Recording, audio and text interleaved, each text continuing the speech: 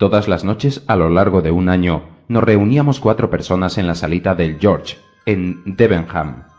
El maestro de obras, el posadero, Fitz y yo. Algunas veces éramos más, pero nosotros 4, por más que lloviera, nevara o helara, estábamos allí, sentado cada uno en su sillón reservado especialmente.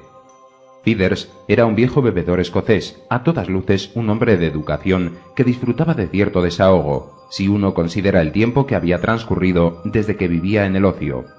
Se había instalado en Debenham hacía ya muchos años, cuando era todavía joven, y acabó siendo adoptado como un ciudadano más de la población. Su traje azul jaspeado tenía rango de antigüedad local en la misma medida que el campanario. Su lugar reservado en el Salón George, su absentismo en los oficios religiosos, sus vicios empedernidos, crapulosos, deshonrosos, eran muy comentados en Debenham.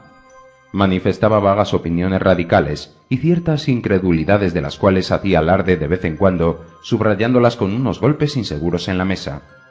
Bebía ron, todas las noches y puntualmente, 5 vasos, y la mayor parte del tiempo, pasaba sus noches en el George, se hallaba en un estado melancólico de ebriedad. Le llamábamos el doctor porque suponíamos que tenía algunos conocimientos médicos, y se le había visto reducir mediante una sola presión una fractura o un esguince.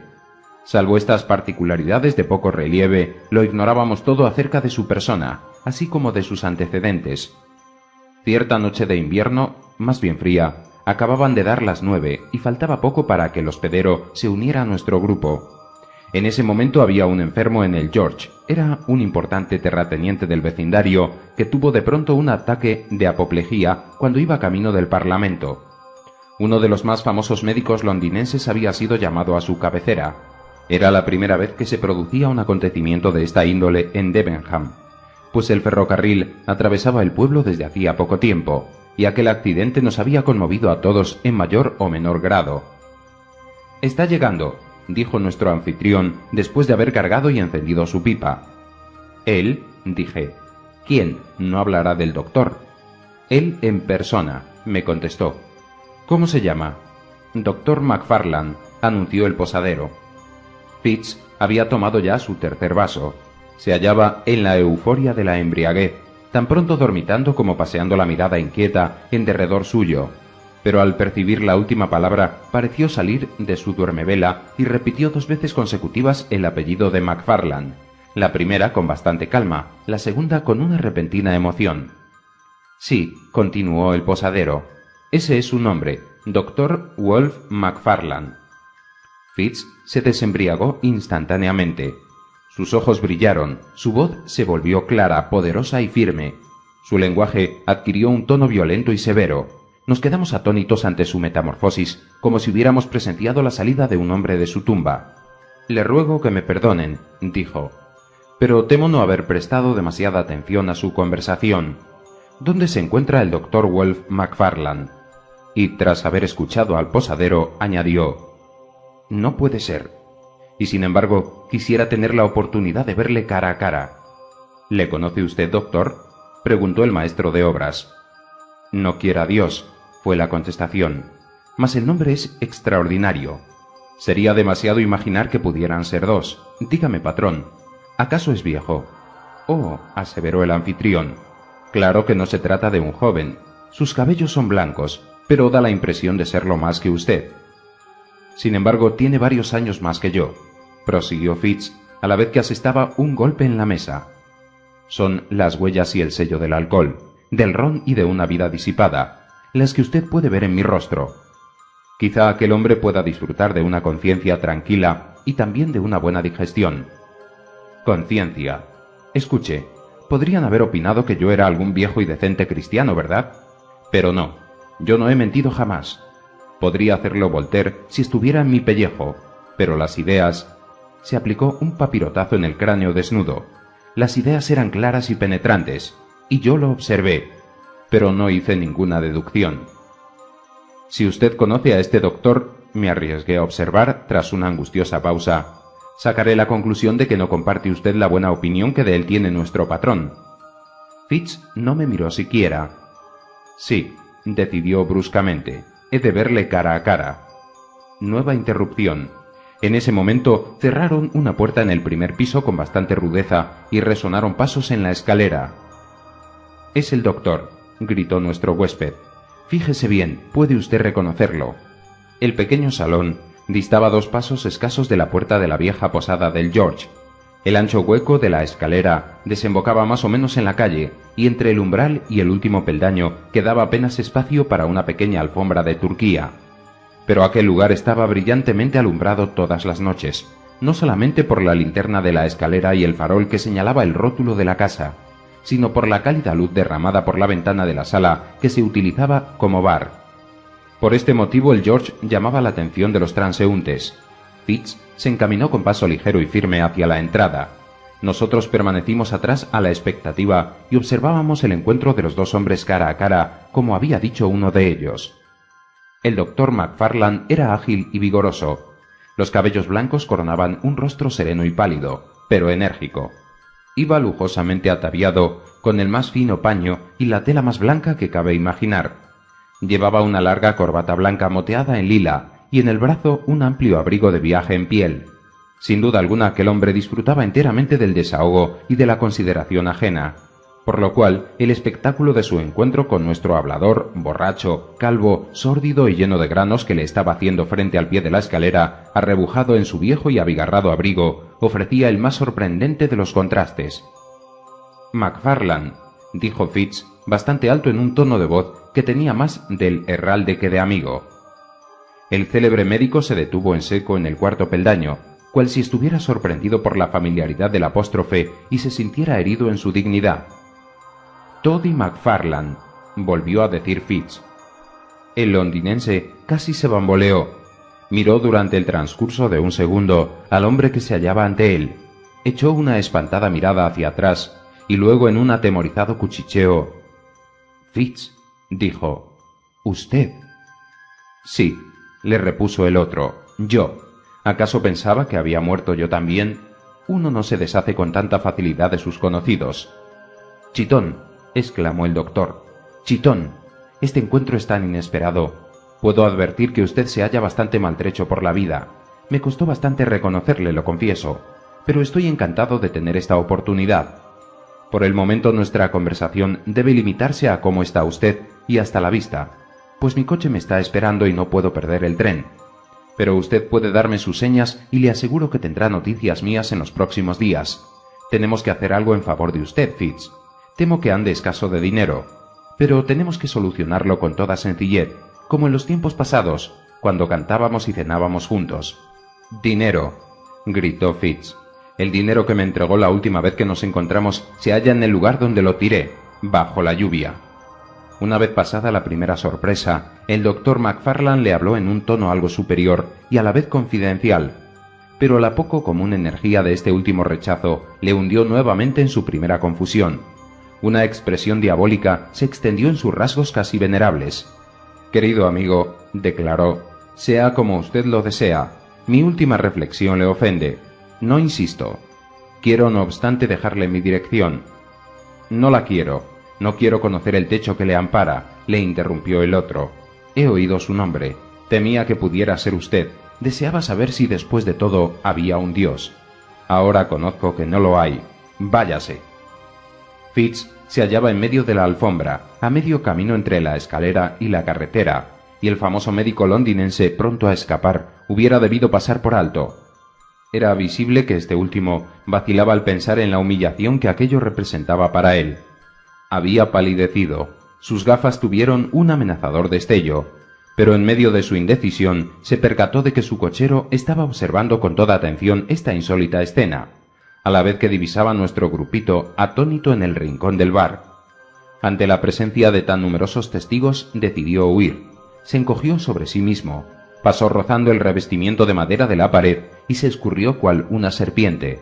Pero al chocar contra la pared no había llegado al final de sus tribulaciones, pues en el momento que pasaba por su lado, Fitz, sacudiéndole el brazo, le murmuró estas palabras que sin embargo llegaron de forma inteligible hasta nosotros. ¿Has visto esto también? El rico y célebre doctor londinense profirió un agudo chillido. Apartó a su interlocutor del espacio libre empujándole y tapándose el rostro con las manos. franqueó la puerta como un ladrón que hubieran cogido con las manos en la masa. Antes que fuera posible a cualquiera de nosotros hacer algún gesto, el coche corría ya a la estación. La escena había tenido lugar como un sueño, pero este sueño había dejado pruebas y huellas que daban fe de su realidad. Al día siguiente el sirviente encontró en el umbral los delgados lentes rotos, y aquella noche de marras nos encontramos todos próximos a la ventana del bar, jadeantes, con Fitz a nuestro lado, pálido, sereno y con la mirada firme. «Dios le ampare, Fitz», dijo el posadero, devolviéndole a la realidad. «¿Cuál es el sentido de todo lo ocurrido? ¿Qué significan esas extrañas cosas que usted ha dicho?» Fitz se volvió hacia nosotros, nos miró sucesivamente a cada uno con expresión severa.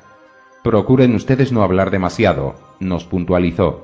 «Este McFarlane no está exento de desgracia. Los que actuaron como él tuvieron que arrepentirse ya, pero demasiado tarde».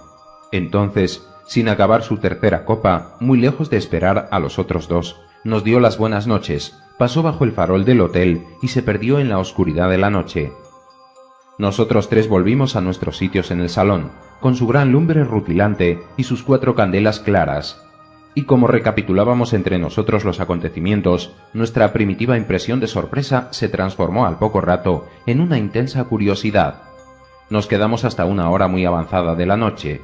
Fue mi última sesión en el George. Antes de separarnos, cada uno abrigaba una teoría distinta, que por otra parte le hubiera costado mucho trabajo probar. Y cada uno de nosotros no tenía nada más urgente en el mundo a no ser hurgar en la vida de nuestro reprobado compañero, con el objeto de sorprender el secreto que compartiera con el célebre doctor londinense. Sin pecar de vanidad, creo que me hallaba en mejor situación que ningún otro de mis amigos del George para poner en claro dicha historia, y me consta que es muy posible que no haya hombre viviente que pueda relatarles los insólitos y a la vez anormales acontecimientos que se refieren a continuación. Durante su juventud, Fitz había cursado sus estudios de medicina en la escuela de Edimburgo. Estaba dotado de una suerte de talento que consistía en captar rápidamente lo que oía y repetirlo a continuación como si se tratara de algo de su propia cosecha. Estudiaba poco en casa, pero era correcto, atento e inteligente en presencia de sus maestros. Muy pronto aquellos lo tuvieron por un muchacho estudioso y dotado de una excelente memoria. Tal fue también mi impresión cuando le oí por primera vez. Por aquellos tiempos tenía buena apariencia y agradaba por sus modales. Había entonces cierto profesor de anatomía externo de la universidad, al cual daré en este relato el nombre de M.K. Su nombre era, en efecto, muy conocido. El hombre descubrió todo este asunto, se ocultó bajo un disfraz en las calles de Edimburgo, cuando el populacho que había celebrado con aplausos la ejecución de Brooke pidió a gritos la cabeza de su patrón. Pero M.K. se hallaba entonces en el apogeo de su boga. Disfrutaba de una popularidad inmensa, debida en parte a su propio talento y su habilidad, y también a la incapacidad notoria de su rival, el profesor de la universidad. Para abreviar, los estudiantes no mencionaban otro nombre fuera del suyo, y tal como los demás pudieron opinar respecto de él sobre este particular, Fitz supuso que había alcanzado el umbral del éxito al empezar a gozar del trato preferente y del favor de esta meteórica gloria. M.K. era un hombre de carácter alegre y también un perfecto profesor. Apreciaba de igual manera una artificiosa ilusión y una cuidadosa preparación. Desde este doble punto de vista era indudable que Fitz disfrutaba de una buena reputación, por lo que durante su segundo año de estudios tomó el cargo nada más que medianamente regular de segundo ayudante o subadjunto de su curso. Con esta autoridad debió asumir, entre otras cosas, la responsabilidad del anfiteatro y la sala de lectura de las primicias, y la dirección de los demás estudiantes. También debía ocuparse de proporcionar, recibir y distribuir los diversos temas de estudio. Fue en vista de este último objetivo, ocupación delicada en extremo en aquel momento, que M.K. le había hallado un alojamiento en el barrio mismo, terminando por fijárselo en el inmueble en el cual se encontraban las salas de disección. En este apeadero ocurría que después de una noche de turbulentos placeres, las manos temblándole todavía, con la mirada nublada y vaga, se veía arrancado de la cama, en aquellas negras horas que suelen anteceder en invierno al alba, por los corredores vestidos de marrón, desaliñados y descarados, que abastecían el anfiteatro. Tenía que abrir la puerta a 3 individuos, difamados desde entonces en el país entero. Tenía que ayudarles a descargar su trágica carga. pagarles su innoble salario y a continuación permanecer solo, después de marcharse ellos, en compañía de aquellos antipáticos restos de humanidad. Tras semejante escena, podía reanudar el sueño durante 1 o 2 horas para paliar los excesos de la noche y refrescarse en previsión de los trabajos del día siguiente. Pocos jóvenes han sido tan sensibles a las impresiones de una vida transcurrida en tales circunstancias a la sombra de la muerte. Su mente se cerraba a cualquier impresión general, sea cual fuere, esclava de sus deberes personales y de sus bajas ambiciones. Era absolutamente incapaz de interesarse por la suerte y las aventuras ajenas. Frío, inteligente y especialmente egoísta, practicaba este mínimo de prudencia al cual se otorga sin ningún motivo el nombre de moralidad, y que protege a un hombre del escándalo de la embriaguez y del robo caracterizado. Ambicionaba además un razonable coeficiente de consideración de parte de sus maestros y de sus condiscípulos, y no manifestaba ningún deseo de decaer en actos públicos de la vida. Por eso disfrutaba al conseguir distinciones en sus estudios, y todos los días le prestaba ostensibles favores a su patrón M.K. Se resarcía de su jornada de trabajo con noches de ruidosos y licenciosos festejos, y cuando este equilibrio se hacía patente, el órgano por él llamado conciencia se declaraba satisfecho. El abastecimiento de sujetos les era tanto a sus maestros como a él mismo un perpetuo objeto de desvelo. En esta clase, numerosa y muy atareada, el crudo material de los anatomistas se renovaba constantemente, lo cual hacía necesario un tráfico desagradable, no sólo el hecho en sí, sino también las consecuencias que podía acarrear a todos los que se entregaban a ello. Era parte de la política de M.K., no informarse en absoluto de sus relaciones de negocio. Ellos traen el cuerpo, nosotros les entregamos su precio. Es lo que acostumbraba decir, subrayando la aliteración quid pro quo. Y también algo irreligiosamente, no hagan preguntas, recomendaba a sus ayudantes, en descargo de su conciencia. No por eso hay que deducir de ello que los cuerpos se debieran al crimen o al asesinato. Si le hubieran achacado mediante palabras estas ideas, hubiese retrocedido horrorizado, pero la liviandad reflejada en su discurso en tan grave asunto representaba ya en sí una ofensa a las conveniencias y a la vez una tentación para los hombres con los cuales tenía relaciones. Fitz, por ejemplo, le había hecho observar a menudo la singular lozanía de los cuerpos. Le habían llamado la atención en diversas ocasiones las siniestras y abominables miradas de los individuos que acudían a él antes del alba. Al agrupar impeto sus observaciones, tal vez atribuyera un significado demasiado inmoral o categórico a los inconsiderados comentarios de sus maestros. Entendía que su deber, para resumir, comprendía 3 cosas: recibir lo que se le trajese, abonar el precio y cerrar los ojos ante cualquier evidencia criminal. Una mañana del mes de noviembre, dicha política de silencio fue sometida a una dura prueba. Un infernal dolor de muelas le había desvelado durante toda la noche. Se paseaba de un lado a otro de la habitación a grandes zancadas, como un animal enjaulado.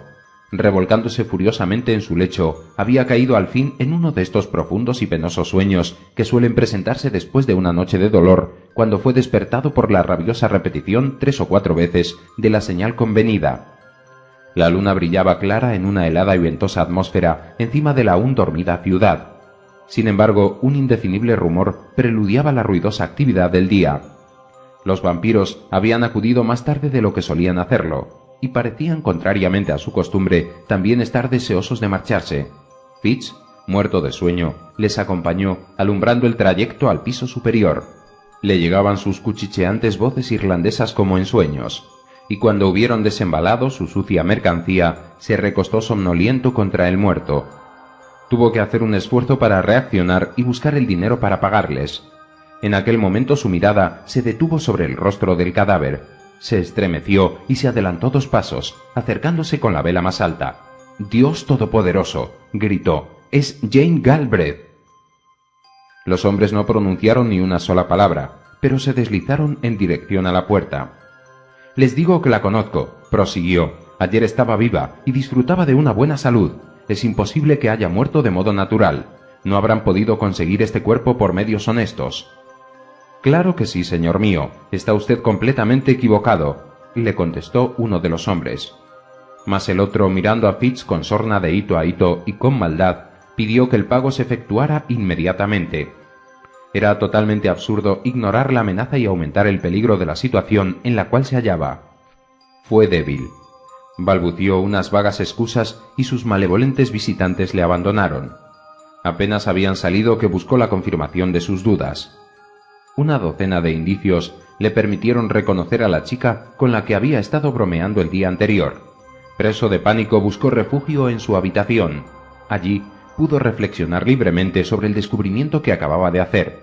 Consideró fríamente el alcance de las instrucciones de MK, tanto como el peligro que correría al intervenir en un asunto tan serio. Finalmente, en medio de aquella dolorosa perplejidad, decidió pedir consejo a su superior inmediato, es decir, al adjunto de la clase. Este era un médico joven llamado Wolf McFarland, favorito de todos los estudiantes despreocupados, hábil, disoluto y carente de escrúpulos. Había viajado y estudiado algo en el extranjero. Sus modales eran agradables, aunque algo amanerados. Era una autoridad en materia de patinaje y de golf. Se vestía con audacia y, para conferir un supremo brillo a su gloria, mantenía un cabriolé y un fogoso trotador. Con Fitz congeniaba en una cierta intimidad. A decir verdad, sus respectivas posiciones tenían como forzoso postulado determinada comunidad de vida, y cuando los cuerpos venían a menos, los dos compinches salían de viaje por la comarca en el cabriolé de McFarland para visitar y profanar algún aislado cementerio. Se detenían antes de apuntar el alba con su botín en la puerta del anfiteatro. Aquella mañana llegó McFarland un poco más temprano que de costumbre. Fitz le oyó y fue a su encuentro en la escalera. Le contó toda la historia y le explicó sus temores y el motivo de los mismos. McFarland examinó las marcas dejadas en el cuerpo. Sí, dijo, acompañando sus palabras con un cabeceo. Esto me parece sospechoso. Bien, ¿qué de hacer?, le preguntó Fitz. ¿Hacer?, repitió el otro. ¿Qué quiere usted hacer? Cuanto menos se hable de ello, menos riesgo correrá. Esa es mi opinión. Cualquiera puede reconocerla, objetó Fitz. Era tan conocida como Castle Rock. Esperemos que no sea así, replicó McFarland. Si nadie lo hace, usted tampoco lo habrá hecho, y asunto concluido. Ahora bien, es verdad que esto ha ido demasiado lejos, pero si revuelve el barro, hundirá a MK en el más insondable aprieto, y usted mismo deberá afrontar una deplorable situación. Esta es mi conclusión, que aparecería cualquiera de nosotros o lo que podríamos arguir en nuestro favor en un banquillo de acusados ante unos testigos cristianos. En cuanto a mí, sea ciencia cierta que prácticamente todos nuestros sujetos fueron asesinados. «McFarland», gritó Fitz. «Vaya, como si usted mismo no lo hubiera sospechado hasta hoy. Sospechar es una cosa, y probarla es otra, sí, ya lo sé. Y me disgusta tanto como a usted que esto haya ocurrido aquí», prosiguió McFarland, golpeando el cuerpo con su bastón. «A mi juicio, lo mejor es no reconocerla», y añadió fríamente, «por mi parte no lo haré. Puede usted hacerlo si así le gusta. No suelo dar consejos, pero creo que cualquier hombre con experiencia actuaría de esta forma. Puedo además añadir que supongo que esta actitud es la que MK podría esperar de usted. La incógnita es esta. ¿Por qué nos escogió a nosotros como adjuntos suyos? Yo contesto, porque no quería unas viejas mujeres». Este era el mejor modo de influir en el espíritu de un muchacho como Fitz. Consintió en imitar a McFarland. El cuerpo de la infortunada muchacha fue debidamente disecado y no se hizo observación alguna. Nadie pareció reconocerla. Una tarde, acabado ya su cotidiano trabajo, penetró Fitz en una taberna popular y encontró allí a McFarland, sentado en compañía de un extranjero. Era un hombrecillo muy pálido y sombrío, con unos ojos negros como el carbón. La confección de su ropa denotaba inteligencia y refinamiento. Sin embargo, dichas cualidades se exteriorizaban muy poco en sus modales, pues cuando se le conocía mejor, aparecía grosero, vulgar y estúpido. No obstante, ejercía una notable influencia sobre McFarland. Impartía órdenes como el gran turco, se inflamaba a la menor controversia o al menor retraso, y comentaba en forma grotesca el servilismo con que le obedecían. Aquel belicoso personaje le tomó muy pronto afecto a Fitz, le convidó a beber y le hizo el honor de unas extraordinarias confidencias referentes a su pasado. Si la mitad de lo que le confesó era realidad, resultaba ser un odioso bribón. Por tanto, la vanidad del muchacho se vio halagada por las atenciones de un hombre que poseía tanta experiencia. En realidad soy un pajolero, compañero, observó el extranjero, pero MacFarlane se halla bajo mi férula. Yo le llamo Toddy MacFarlane. Toddy encargue otra copa para su amigo. Hubiera igualmente podido ser: Toddy, levántese rápidamente y cierre la puerta. Toddy me odia, prosiguió. Sí, Toddy, esa es la verdad. Usted me odia. No me llame usted por ese maldito nombre, masculló MacFarlane. Óigale, tal vez ha visto cómo los muchachos juegan con un cuchillo. Esto es lo que le gustaría hacer sobre todo mi cuerpo, remarcó el extranjero. Nosotros los médicos tenemos un medio mejor que este, contestó Fitz. Cuando odiamos a uno de nuestros amigos muertos, lo disecamos. MacFarlane le miró severamente, como si esta broma no fuera exactamente de su gusto. Transcurrió la tarde. Gray, tal era el nombre del extranjero, invitó a Fitz a reunirse con ellos para cenar. Encargó un festín tan extraordinario que provocó una verdadera revolución en la taberna, y cuando todo hubo terminado, ordenó a MacFarlane que pagara la cuenta. Se separaron a altas horas de la noche. Gray estaba completamente ebrio. MacFarlane, desembriagado por la ira, pensaba en el dinero que se había visto obligado a derrochar y en los desprecios que había tenido que soportar.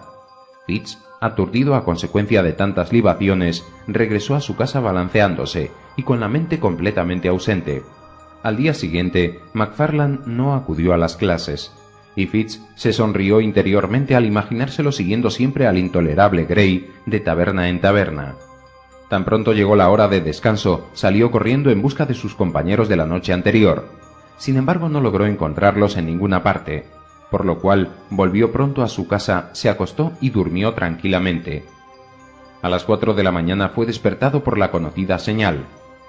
Bajó a abrir la puerta y quedó completamente atónito al encontrar allí a MacFarlane y su cabriolé. En el cabriolé llevaba uno de esos largos y horribles paquetes a los que él estaba tan acostumbrado. ¿Cómo es esto?, gritó Fitz. ¿Ha salido usted solo? ¿Cómo ha podido conducir? Pero MacFarlane le impuso silencio rudamente y lo invitó a ponerse a trabajar. Cuando hubieron terminado de llevar el cuerpo arriba y después de haberlo tendido en la mesa, MacFarlane fingió primero que se iba. Luego se detuvo y pareció vacilar. Entonces dijo: «Haría mejor en fijarse en la cara», dijo en un tono forzado.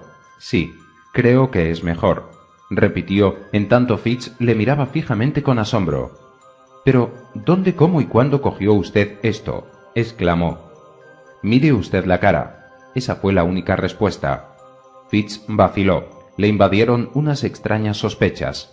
Miró alternativamente al joven médico y al cadáver y viceversa. Al fin, estremeciéndose, hizo lo que se le había pedido. Él presentía algo del espectáculo que iban a presenciar sus ojos. Sin embargo, el choque fue muy duro. El ver petrificado por la rigidez de la muerte y desnudo en el grosero lecho de arpillera al hombre que él había dejado bien vestido y repleto de vituallas y de pecados en el umbral de una taberna, provocó hasta en el despreocupado Fitz algunos sobresaltos, señales de una conciencia alarmada. Fue un crash tibi que resonó en su alma como un eco, el hecho de que dos de sus conocidos habían venido a parar a este mármol helado. No obstante, estos pensamientos solo acudieron a su mente después. Su primera inquietud concernía a Wolf. No estando preparado para tan inesperado reto, no sabía cómo mirar a su compañero abiertamente. No se atrevía a encontrar su mirada y permanecía callado. Fue el propio MacFarlane quien dio el primer paso. Volvió tranquilamente sobre sus pasos y colocó gentil pero firmemente una mano sobre el hombro del otro. «Richardson», dijo, «puede quedarse con la cabeza». Es preciso reconocer que Richardson era un estudiante que desde hacía mucho tiempo anhelaba tener esta parte del cuerpo humano para disecarla. No hubo contestación, y el asesino concluyó: «Hablemos de negocios. Usted ha de pagarme. Sus cuentas deben ser justas». Fitz volvió a encontrar un hilo de voz, el fantasma de la suya propia. «¿Pagarle?», gritó. «¿Pagarle por esto?». «Claro que sí. Por todos los motivos y consideraciones que caben, debe hacerlo», repuso el otro. «No me atrevo a darlo por nada, y usted no se atreva a aceptarlo sin remuneración alguna. Esto comprometería a ambos. Este es otro caso semejante al de Jane Galbraith. Cuanto peor vayan las cosas debemos actuar como si salieran bien. ¿Dónde esconde el dinero el viejo M.K.? Aquí, contestó Fitz con una voz ronca y señalando un armario situado en un rincón. Deme la llave, pues, dijo McFarlane fríamente tendiendo la mano. Hubo un instante de excitación y la suerte fue echada. McFarlane no pudo reprimir un escalofrío nervioso, un tenue indicio de inmenso alivio al notar la llave entre sus dedos. Abrió el armario, sacó una pluma y un cuaderno que se hallaba en un estante y tomó de los fondos depositados en un cajón una suma adecuada a las circunstancias. Ahora vea usted, expuso, he aquí el pago efectuado, primer indicio de buena fe, primer paso a la seguridad. No le queda ahora más que asegurarle mediante una segunda operación. Haga constar el pago en su libro y entonces en lo que concierne a su persona podrá desafiar al diablo en persona. Durante los pocos segundos que transcurrieron a continuación, Fitz debió soportar una verdadera agonía espiritual. Entre todos los terrores que se apoderaron de su alma, el de más inmediato peligro prevaleció. Habría aceptado cualquier dificultad futura con tal de evitar en aquel momento una querella con McFarlane. Dejó a un lado la vela que le había acompañado todo el tiempo y con mano firme escribió la fecha, la naturaleza y el importe del trato. Y ahora, dijo McFarlane, no me contradiga, es absolutamente justo que usted reciba un beneficio. Yo ya he cogido mi parte. A propósito, cuando un hombre de mundo tiene un repentino golpe de suerte, no debe encontrar demasiadas monedas en su bolsillo. Me avergüenzo al mencionar este tema, pero es una regla de conducta en estos casos. Ninguna negociación, ninguna compra de libros clásicos onerosos, ningún saldo de antiguas deudas. Pida prestado, pero nunca preste usted. McFarlane, empezó a decir Fitz con un tono algo ronco. Me he puesto la soga al cuello para hacerle un favor. ¿Para hacerme un favor?, gritó Wolf. Vamos, usted se ha limitado a hacer, por lo que juzgo, únicamente lo que tenía que hacer para defenderse. Suponga que yo tenga problemas. ¿Qué haría usted? Este pequeño asunto se desprende claramente del primero. El señor Gray sucede a Miss Galbraith. Usted no puede empezar por detenerse después de esto. Si empieza, tiene que continuar. Esta es la cuestión. No hay descanso para el malvado. Un horrible sentimiento de la negrura y de la perfidia del destino se apoderó del alma del desgraciado Fitz. «Dios mío», exclamó, «¿qué es lo que he hecho? Ascender ayudante, en verdad. ¿Qué mal hay en ello? Service deseaba este puesto. Él podía obtenerlo. Pero, ¿él estaría en la situación que yo estoy ahora?» «Querido amigo», dijo McFarlane, «parece usted un chiquillo. ¿Qué mal puede ocurrirle por esto? ¿Qué puede sucederle si guarda silencio? Pero viejo, ¿sabe usted lo que es la vida? Formamos dos categorías, los leones y los corderos. De ser un cordero viene a parar en esta mesa como lo hicieron Gray o Jane Galbraith.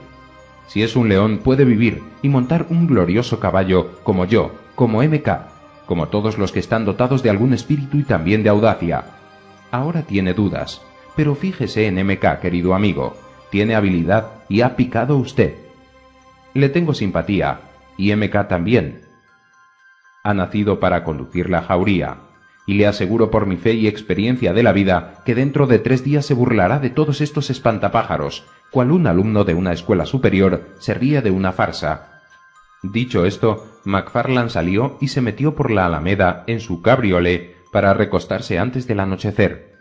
Fitz permaneció a solas con sus remordimientos. Se percató del horrible peligro al cual se había expuesto. Vio con un indecible espanto que su impotencia carecía de límites y que una concesión tras otra le habían quitado el derecho de arbitrar el destino de McFarlane. No era más que su retribuido cómplice. Ya no podía apelar. Habría dado cuanto poseía en el mundo a cambio de haber demostrado un poco más de valor anteriormente, pero no se trataba ya de que pudiera alardear de valor de ahora en adelante. El secreto de Jane Galbraith, así como la maldita inscripción en el dietario, le amordazaban. Transcurrieron las horas. Los estudiantes empezaron a llegar. Los miembros del desgraciado Gray se distribuyeron a uno y a otro lado, y fueron aceptados sin observación alguna. La cabeza colmó los deseos de Richardson. Antes de terminar el día, Fitz se estremeció de alegría al ver el camino recorrido en la vía de la seguridad. Durante 2 días siguió vigilando con creciente alegría los terribles progresos del camuflaje. Al tercer día McFarlane hizo su aparición. Decía haber estado enfermo, pero recobró el tiempo perdido llevando a los estudiantes con toda energía. A Richardson en particular prodigó la ayuda y los consejos más eficaces, y éste, estimulado por la halagadora apreciación del demostrador, sintió crecer sus ambiciosas esperanzas, por lo que se veía ya en posesión de la medalla. Antes de concluir la semana se había realizado la profecía de McFarlane. Los terrores de Fitz se habían desvanecido e incluso había olvidado su motivo. Llegó a enorgullecerse de su propio valor y para sí mismo arregló la historia de tal modo que pudiera reconsiderar estos acontecimientos con una malsana vanidad. Apenas si se vieron con su cómplice. Se encontraban, por necesidad, durante los trabajos de clase, recibían juntos sus órdenes de M.K. De tanto en cuanto intercambiaban 1 o 2 palabras en privado y McFarlane se mostraba siempre especialmente amable y jovial. Pero resultaba claro que evitaba toda alusión a su común secreto, e incluso cuando Fitz le murmuró que había elegido el lado de los leones y abandonado el de los corderos, le hacía señas sonriendo para que callase. Finalmente los 2 cómplices tuvieron ocasión de reafirmar su unión. M.K. necesitaba más cadáveres. Los alumnos eran exigentes y una de las pretensiones de su maestro era tener siempre material de trabajo. En aquel mismo momento llegó la noticia de un entierro en el rústico cementerio de Glencorse. El lugar en cuestión había cambiado algo en el transcurso de los tiempos. Por aquel entonces se hallaba, como ahora, en un atajo, fuera del alcance de la voz, alejado de toda vivienda y oculto en lo más hondo del follaje de 6 cedros. El balar de las ovejas en las colinas próximas, el chapoteo de los riachuelos, uno cantando claramente sobre los guijarros, otro discurriendo furtivamente y como gota a gota, de estanque en estanque. El murmullo del viento en los viejos castaños floridos de la montaña y, una vez a la semana, el tañido de la campana y los viejos cantos de los chantres constituían los únicos ruidos que turbaban el silencio en torno a la campestre iglesia.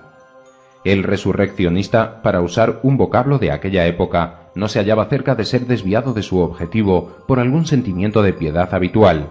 Era parte de su oficio el despreciar y profanar los ornamentos de las viejas tumbas, los caminos hollados por el pie de los feligreses y de los parientes de los muertos, así como los sufragios y las afectuosas inscripciones, en aquellas rústicas regiones donde el amor es más tenaz de lo común, y donde lazos de sangre y de amistad unen toda la sociedad de la parroquia. El ladrón de cadáveres, lejos de cohibirse por un respeto instintivo, se entusiasmaba por la facilidad y la seguridad del trabajo. Los cuerpos que se habían llevado allí en alegre espera de un despertar totalmente distinto, conocían esta apresurada resurrección a la leve luz de una linterna, aquella aterradora resurrección por el pico y la pala. Se forzaba el ataúd, se arrancaba el sudario y los melancólicos restos en una arpillera, después de bambolearse durante horas enteras por apartados y oscuros caminos, se hallaban finalmente expuestos a las máximas injurias ante un grupo de muchachos hastiados. Cual 2 aves rapaces pueden abalanzarse sobre un cordero moribundo, Fitz y McFarlane se abatieron sobre una tumba en aquel verdoso y tranquilo cementerio. La esposa del granjero, una mujer que había vivido unos 60 años, y totalmente desconocida, a no ser por su exquisita mantequilla y por su piadosa conversación, iba a ser arrancada a medianoche de su tumba, transportada desnuda hacia esta lejana ciudad que ella había visitado siempre engalanada con sus más bonitos atavíos. El lugar que ella ocupara junto a su familia permanecería vacío hasta el día del juicio. Sus inocentes y casi venerables miembros iban a ser expuestos a la insultante curiosidad del anatomista. Un cierto día al atardecer, nuestros gallardos mozos se pusieron en camino, bien abrigados y provistos de una imponente botella. Llovía sin tregua, una lluvia fría, densa, azotadora. De vez en cuando el viento soplaba por ráfagas, sin turbar estas cortinas de agua. Pese a la botella y a todo lo demás, fue un lúgubre y silencioso paseo hasta Penicuik, donde debían pasar el fin de la tarde. Se detuvieron la primera vez con objeto de esconder sus herramientas en un frondoso matorral no lejos del cementerio, y una segunda vez en la cita de los pescadores para tomar una copa junto a la lumbre y cambiar sus tragos de whisky por un vaso de ale. Al anochecer, el cabriolé fue guardado en un lugar apropiado, el caballo cuidado y provisto de una buena pitanza. Los dos jóvenes médicos también se sentaron en un salón privado frente a la mejor cena y al vino más famoso que la casa pudo ofrecerles. Las luces, la lumbre clara, la lluvia que arañaba los cristales, el frío exterior, el insólito trabajo que les esperaba, conferían un sabor más a la satisfacción que les proporcionaba la comida. Su cordialidad crecía con cada copa. Pronto MacFarlane acercó un pequeño montón de piezas de oro a su compañero. «Un regalo», dijo. «Entre amigos estos malditos arreglos deben pasar desapercibidos». Fitz tomó el dinero y aplaudió con fuerza esta gentileza. «Es usted un filósofo», gritó. «Yo era un asno antes de conocerle. Usted y MK, que quede entre nosotros, por Dios, harán de mí un hombre». «Por supuesto», aprobó MacFarlane. «¿Un hombre? Le aseguro que había de ser un hombre para apoyarme aquella mañana. Son muchos los fornidos gritones y cobardes que se habrían desmayado al presenciar aquella maldita escena, pero usted no, conservó su sangre fría. Le estaba observando». ¿Y por qué no había de hacerlo? Fitz se vanagloriaba hablando en esta forma. No era mi asunto. Por una parte no había nada a ganar, salvo molestias, y por otra podía contar con su gratitud, ¿verdad? Y golpeó su bolsillo, haciendo tintinear las piezas de oro. MacFarlane se inquietó al oír estas desagradables palabras. Habría podido lamentar el haber educado a su joven compañero con tanto éxito, pero no tuvo tiempo de interrumpirle, puesto que el otro proseguía ruidosamente en el mismo tono vanidoso. «El problema fundamental no consiste en el miedo.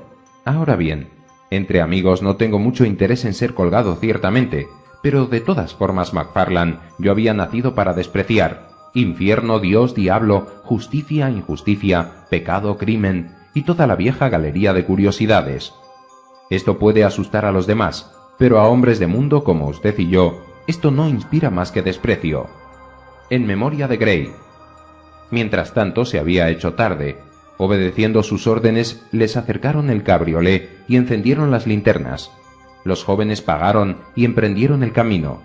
Manifestaron ir a Peebles y tomaron esta dirección hasta haber pasado las últimas casas de la ciudad. Entonces, apagando las linternas, desandando lo andado, siguieron una carretera lateral en dirección a Glencorse. Ningún ruido a no ser el del coche y el incesante y estridente crepitar de la lluvia. La noche era tenebrosa. Aquí y allá una valla blanca o una piedra también blanca en la pared les iban orientando en la oscuridad, pero la mayor parte del tiempo marcharon a paso lento y prácticamente a tientas buscando el camino en la noche. Alcanzaron de este modo, bajo los árboles chorreantes y rodeados de fantásticas y movedizas sombras, el escenario de su impío trabajo. Los dos estaban experimentados en esta clase de asuntos y eran trabajadores vigorosos. 20 minutos después de haber empezado su búsqueda, fueron recompensados de su esfuerzo por un siniestro ruido al rasgar la tapa del ataúd. En ese mismo momento, MacFarlane se golpeó la mano contra una piedra y la arrojó negligentemente por encima de su cabeza. La tumba en la que estaban trabajando ahora, hundidos casi hasta los hombros, estaba aislada en la extremidad del cementerio, y la linterna del cabriolé había sido colocada a fin de alumbrar mejor sus trabajos contra un árbol situado en el extremo del declive que descendía hacia el riachuelo. El azar había dirigido sin duda la piedra. Hubo un ruido de vaso roto y la noche les envolvió. Ruidos alternativamente sordos y estrepitosos señalaron la caída de la linterna a lo largo del declive y su accidental colisión con los árboles. Una piedra o dos, desalojadas por la linterna, resonaron en las profundidades del valle.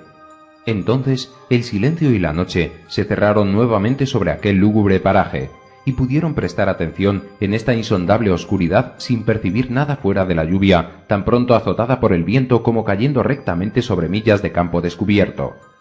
Estaban tan cerca de terminar con su abominable faena que pensaron que podían acabarla en la oscuridad. El ataúd fue exhumado y fracturado, el cuerpo encerrado en el chorreante saco, y lo llevaron entre los dos al cabriolé. Uno subió en él para acomodarlo, y el otro, cogiendo el caballo del freno, le guió a tientas a lo largo de la pared y del matorral hasta que alcanzaron la carretera en un sitio próximo a la cita de los pescadores. Allí había una leve y difusa claridad que ellos saludaron como si fuera luz del día. Merced a esta circunstancia, lanzaron el caballo a buen trote y avanzaron alegremente a la ciudad. Ambos estaban calados hasta los huesos por la lluvia que les había sorprendido en el curso de su trabajo. Y ahora, como el cabriolé traqueteaba entre los hondos hoyos del camino, el cadáver colocado entre los dos tan pronto caía sobre uno como sobre otro. A cada uno de estos horribles contactos, ambos instintivamente lo rechazaban de inmediato, y este hecho, por muy natural que fuera, empezaba a poner nerviosos a los cómplices.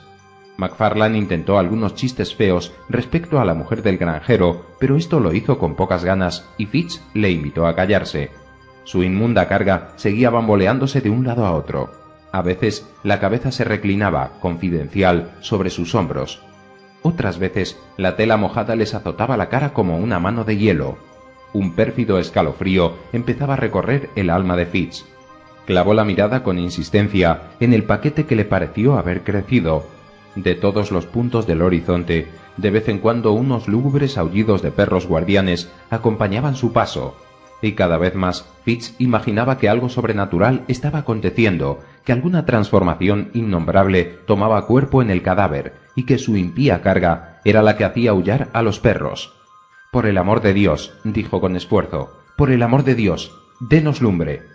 Aparentemente McFarlane experimentaba las mismas desagradables impresiones, pues aunque no contestara, detuvo el caballo, pasó las riendas a su compañero y encendió lo que le quedaba de la linterna. En aquel momento no habían llegado más allá del atajo que va a Auchenklin. La lluvia seguía cayendo en diluvio y no fue fácil encender la luz en este universo de agua y de oscuridad. Finalmente una llama azul y vacilante brotó de la mecha, creció paulatinamente y expandió un halo de luz tenue en torno al cabriolé.